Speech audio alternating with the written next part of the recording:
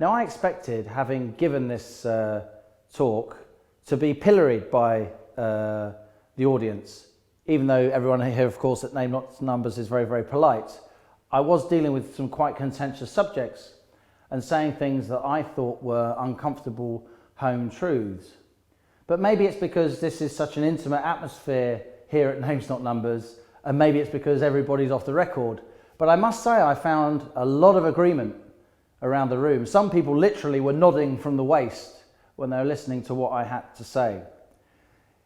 There was some resistance to the idea that the West wasn't investing enough among some people, but certainly the majority of them in the room agreed with me that we had to engage more with the emerging markets. The talk inevitably, I guess, focused on, or the response to the talk inevitably, I guess, focused on the States and how America's elite is responding to the challenge from emerging markets. And of course, Congress has been pretty belligerent, and it's Congress in particular that has prevented changes to the Bretton Woods organization that have been agreed in global fora, but they haven't been enacted by Congress for the last 4 or 5 years with many, many technicalities.